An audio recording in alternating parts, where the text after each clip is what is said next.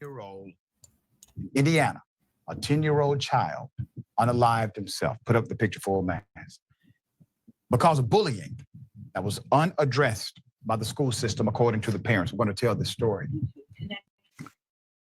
In Indiana, 10-year-old.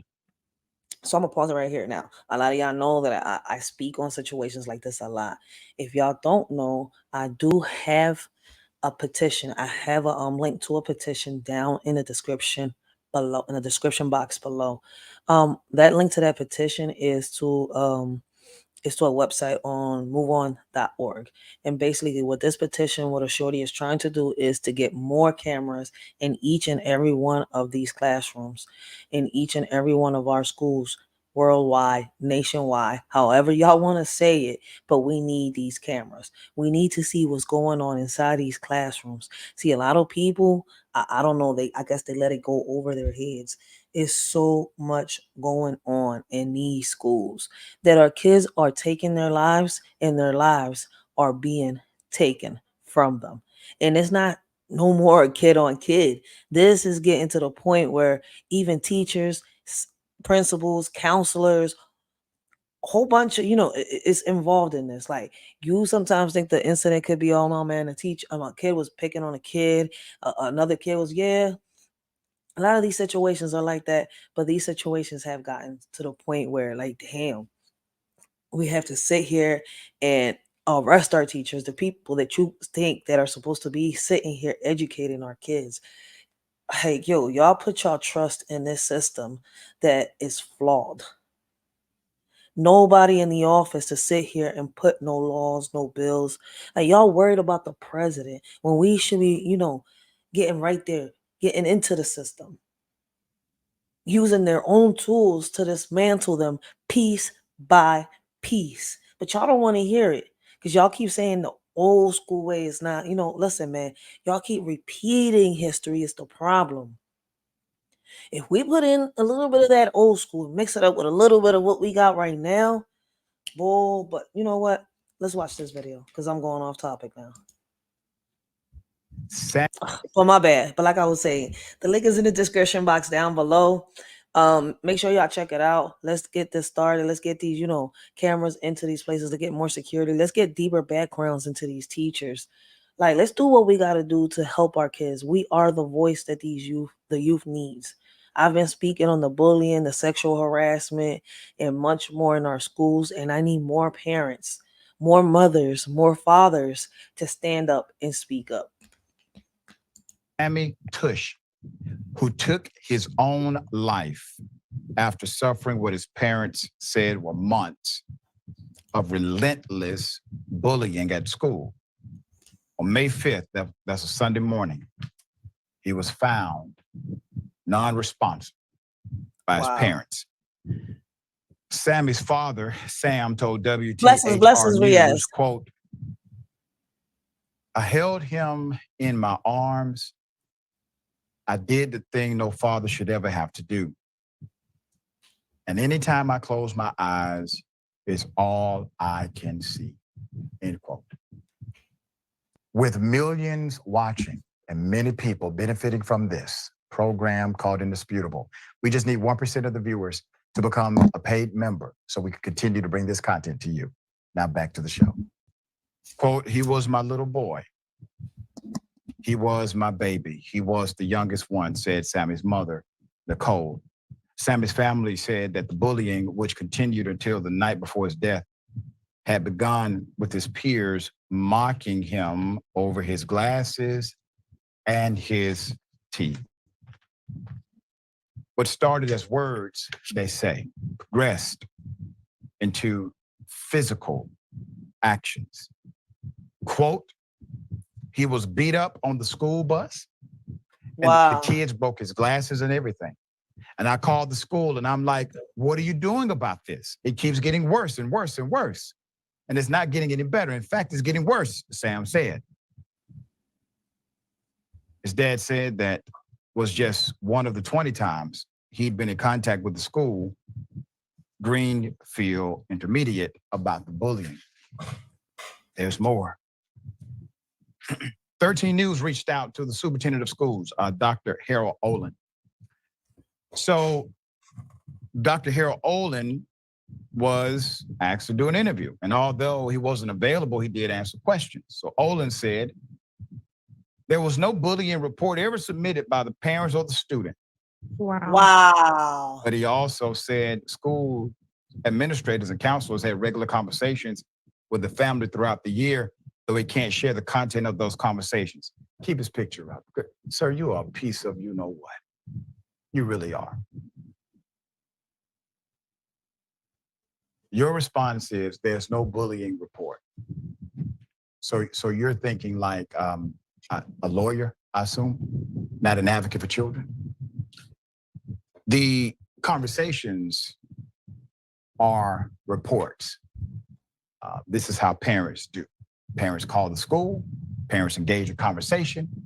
Sometimes there are emails back and forth.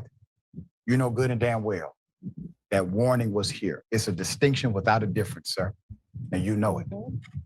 The fact that your counselors under your leadership, your teachers under your leadership were inactive, it's evident of your lack of leadership. Your response is evident of a lack of leadership. Sam's father says, quote, they knew this was going on. They knew this was going on. Sam said. Sam's family said the bullying progressed from school and the bus and then to places like Snapchat, even despite him having limited access to his phone.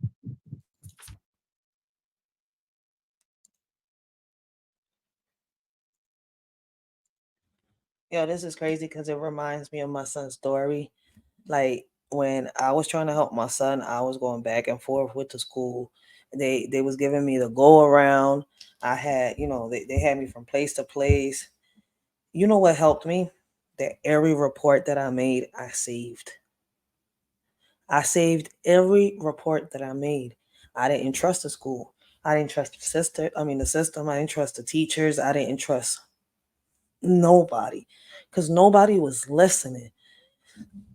And I'm sitting here trying to get my son help, but everybody sit here ignoring the situation that's happening until boom, everything exploded. My son couldn't hold no more and he fought back. Like he really fought back. Like before, hitting a student back or just pushing them. No, this time he just like got outraged and just then we went to court and he ended up in a private school.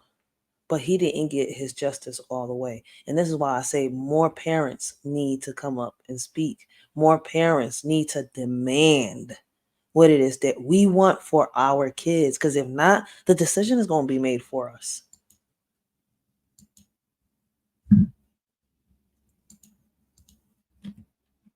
One quote said, I'm going to beat you up.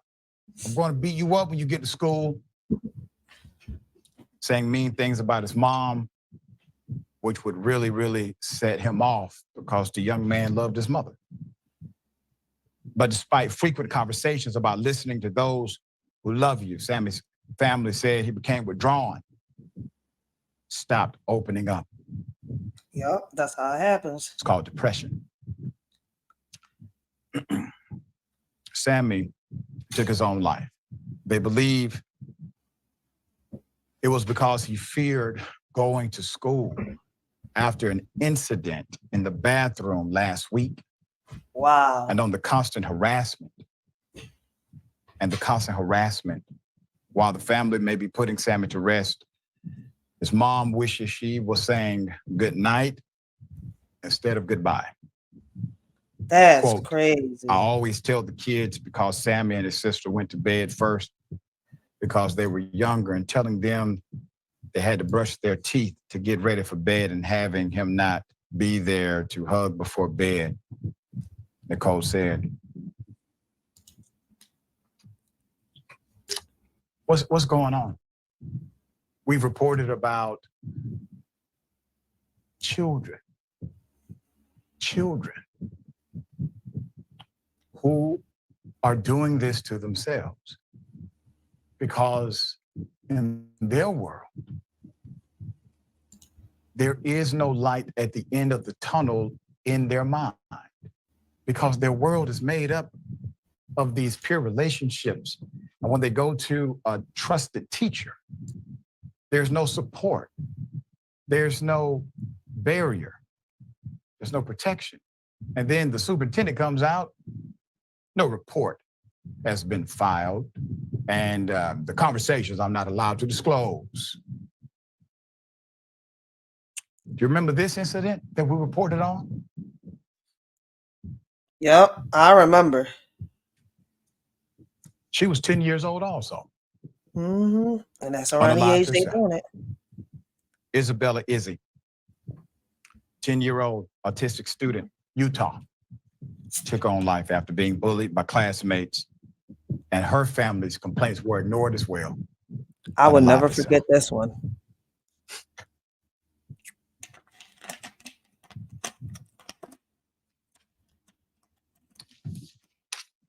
We have some resources available if there's a parent who's experiencing this with their child, because you go through it together, obviously. We have some resources available for you to contact if you or a child you know is dealing with bullying. There are resources available. The American Academy of Child and Adolescent Psychiatry has a full bullying resource center, Stomp Out Bullying. We also have safekids.com and others. Please make sure, whatever you do not allow the powers that be inside of that school dictate how your child is treated when your child is crying out for help, okay? All right. Sharing just one of the most difficult types of stories that we report on, indisputable, but it's to bring awareness to the fact that this is happening in our school systems across the country. What say you? Yeah.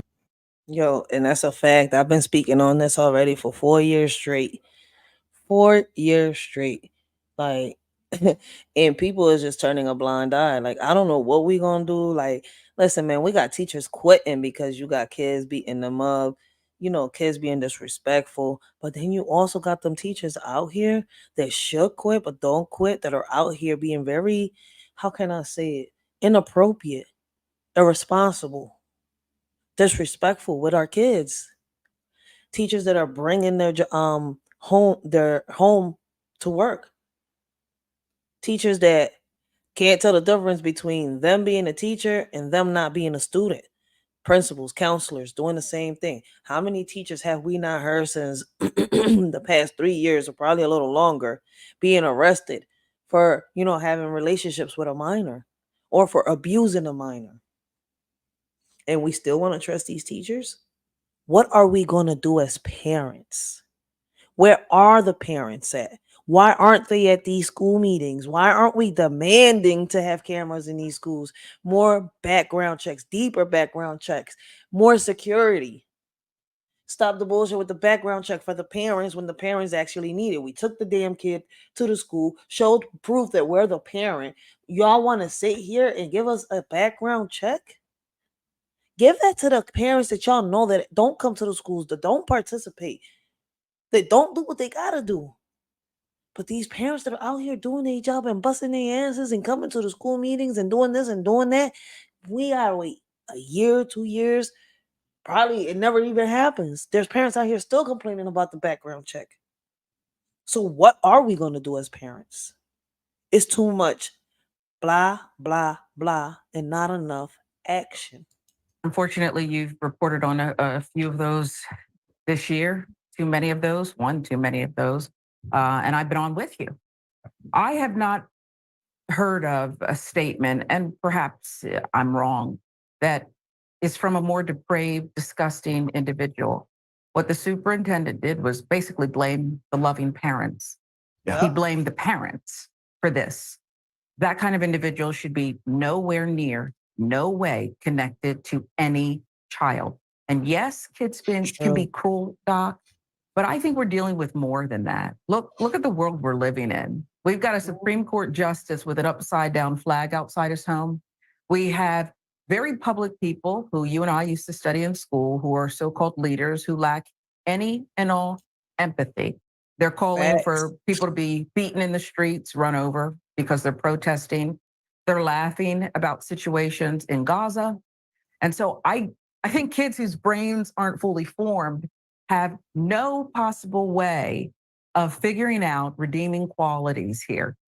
It is so sad. And unfortunately, it will not be the last. Yeah, that's the unfortunate part. My first oyster. Damn.